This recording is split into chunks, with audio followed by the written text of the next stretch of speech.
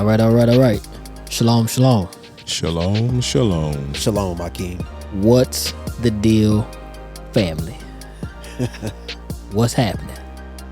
Not much. I know we back. Yup, Shabbat shalom, you know. Took some weeks off, but Just a couple. Had to be. Hotep. Abu Ragati. Shalom alaikum. Yes. Wa alaikum salam. Love and light. Light and love. Okay. Namaste. Namaste. That's what's up. Well,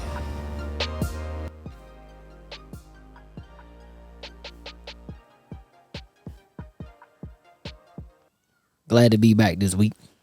Yeah, it is, man. Yeah, man. I miss y'all, brothers. Likewise. Likewise, brother. Miss edification of the people. So it's all good. Glad we back though. Yeah, we got some more edifying to do this week. Yeah. We're gonna go ahead and finish up who is fourth principle.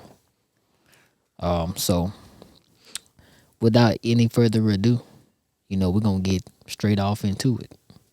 All right, cool. Cool with me. Because since we putting up the videos and stuff, actually I think a lot of people kind of enjoyed it because those been hitting kind of well.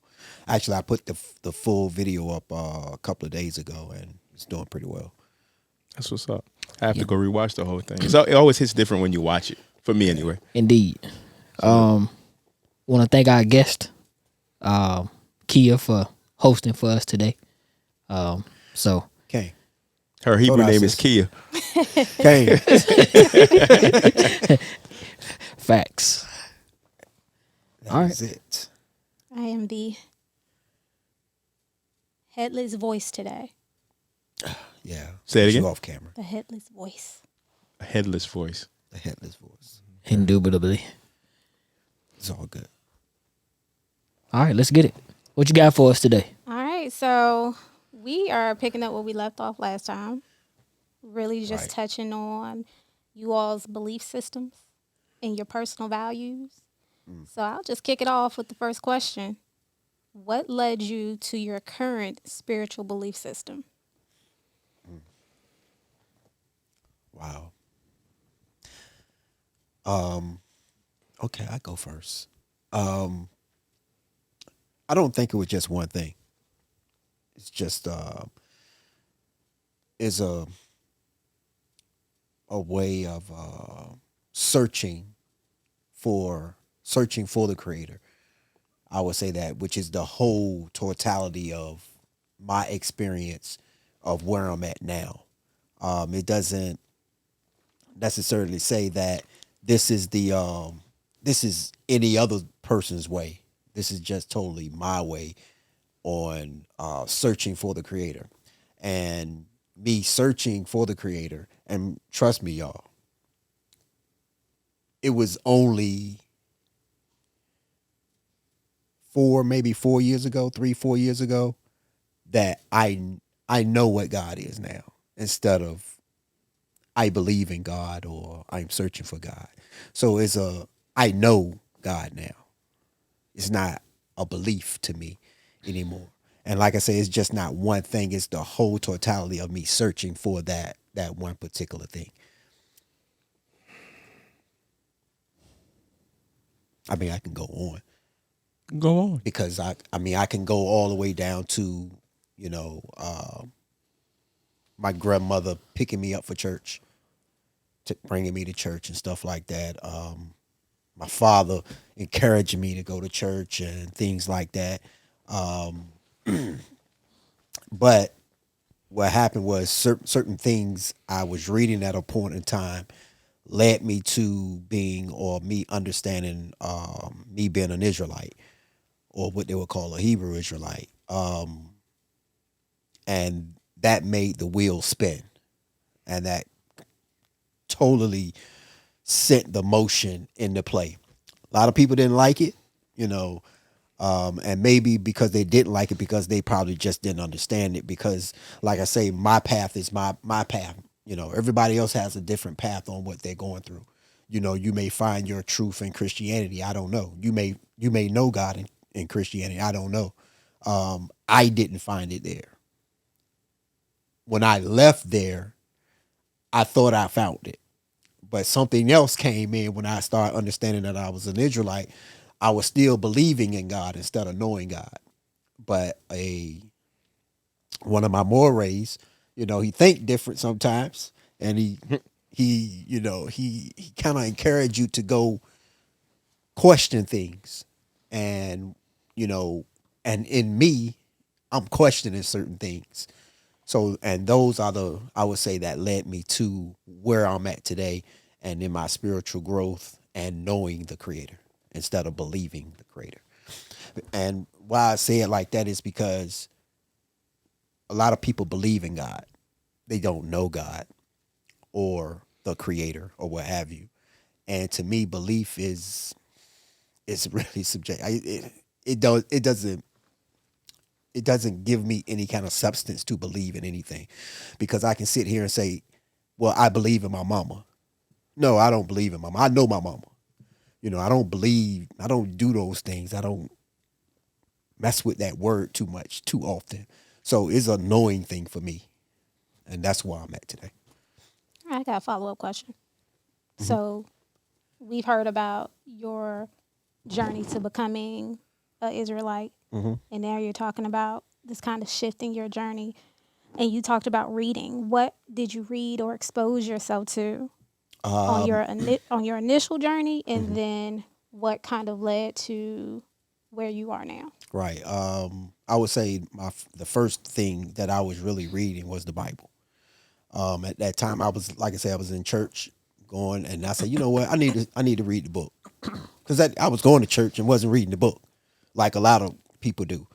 But I started reading the book and started listening, and that's when it came across me. Like, hold up, what did that just say? And most people would probably say Deuteronomy chapter 28. That's really, truly what happened to me. I was listening to that in my car driving, and it really snapped something inside me. And I had to go look, and I searched it out. And like I say, I ran across some brothers on the internet that was teaching the same thing that I was understanding at the time. And that's what came, got the wheels turning into understanding who I was as a people. But with that, it's still a journey. It's still a journey, and still studying, still researching, because still in the back of your mind, you don't know if you're an Israelite or a Hebrew, truly, but you have to go get those breadcrumbs and turn over every leaf that you find and flip them over and see what's in there. And that's where I'm at today.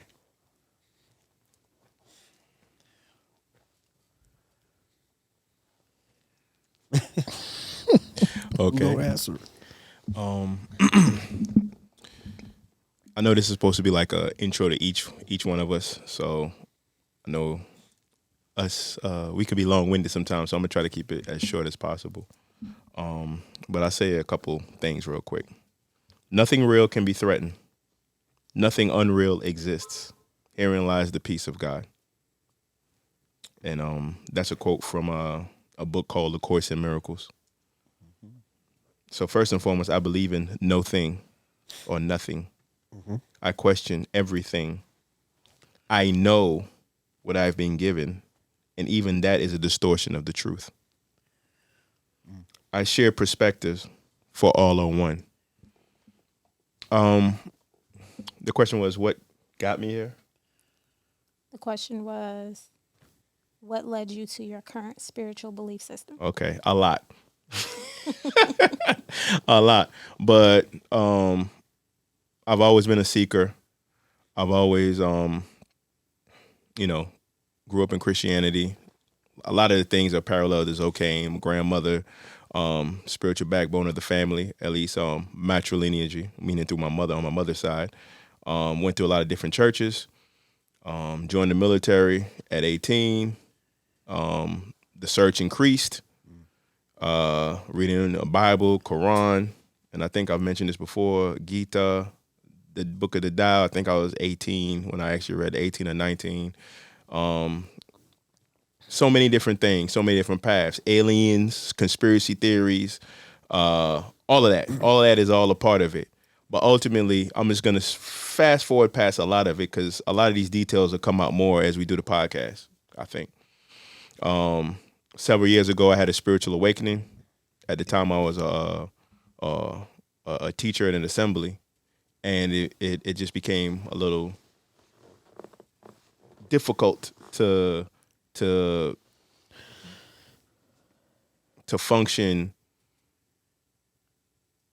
at what I would say, and this is no hit on anybody, at a limited perspective in the paradigm.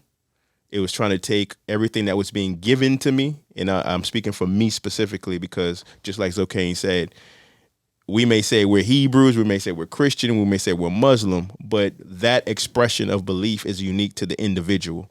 So you have the religion of you. So I say what was given to me because, Christians will say it's your personal experience. It's your personal experience. Right. And then others will say, no, it's a collective experience. Both are right. But it's going to start with your personal first. So my personal experiences as I was going through, a whole lot of information was coming to me and I didn't know what it was. And now I know it was a spiritual awakening. So it's right now I stand in the position of a culmination of all the information that I've ever experienced. And now it's just expressed to me as one thing. So that being said, it's like I really I don't believe in anything. Meaning that everything, and you have to follow the wordplay, everything that's matter, everything matters, but I don't believe in everything because everything are constructs, ideas, people's thoughts, people's stories. Even when you experience something, it's still your take on the experience. Mm-hmm. So I believe that we're all sovereign expressions of the one infinite creator. I believe, well, I don't say I believe, I know that for myself. Let me correct myself. I know that. Yeah. That's what's been given to me as far as a knowing. Now, when it comes to belief, everybody has their own unique way that they believe in a thing, person, place, or thing, or whatever the case may be. So the journey has been very interesting and it's still continuing. Here in the fourth principle, I pray that we can convey a message of unity to all people, right? All walks of life, all genders, all of that stuff, because we're all one. And through the journey, it's like a lot of people try to hold on to specialness. And if that's the case, then everybody's special, which means nobody's special at the same time. Fourth principle. So I don't know if that answered the question, but like I said, I'm trying to cut through a lot. It's a lot. Yeah. So 2 things you said that stuck out when you were talking. You said during your spiritual awakening, there was a lot of information that was coming at you. And when you initially started, you made the comment, I question everything. Yes. Which takes me to a place of trust but verify. Right. What recommendation or advice would you have for people that feel as though they have a lot of information coming at them as well? That depends on your paradigm of what you. So for me, so let me tackle the trust but verify. First and foremost, if you're in a Christian construct or a Hebrew construct or any construct that's dealing with a Bible or a Torah or I'm not sure the Quran, but literary text, some type of literary text that kind of somewhere along the lines in it implores you to try the spirit or everything that's not from this book is it's evil or whatever. You're gonna always come from that paradigm first. You're gonna come from the paradigm of belief that you're in or wherever you're at first. So for me, that was the hard part. It's like you're dealing with a pendulum or something, and then it's talking to you. It's spelling words out. It's like, whoa, is this evil? That's just from that perspective. I've met people that they don't have a spiritual belief, but family members may be religious or something, and they're like, yo, I really stayed away from that. It's like I implore people to get a meditation routine, a regime, because in meditation you clear a lot of the noise, your brain chatter or thoughts because thoughts aren't yours. They're just Facts. energies and information that's flowing through your mind space. So a meditation regime, you know, prayer to whatever you call your deity, Yahweh, Allah, Buddha, Krishna, Christ, Jesus, whatever. Prayer, a communication with, and then the meditation is a listening to. And in meditation, you'll be able to discern your thoughts from not what's not your thoughts. And it's like a small, still voice. It may sound like you. It may sound like a distinctive, different voice, but it's looking for that discernment. And discernment resonates in your heart space. We say heart chakra in the modalities that I deal with now, or the understanding that I have now. You'll feel a difference in your entire being when something resonates with you versus when something does not. It feels tight. Your heart feels free. So it's knowing your baseline, if you want to say emotional state, consciousness state, or you say mental state. It's knowing that. So when it's a shift, when you have a question or you're looking for understanding, that you can feel it in your entire being. Because contrary to popular belief, what you see physically is just one aspect or one layer of what's really there. As far as that's a whole nother conversation. And energetic bodies and so on and so forth. So meditate and pray for discernment. Right. And then feel and listen for what comes to you.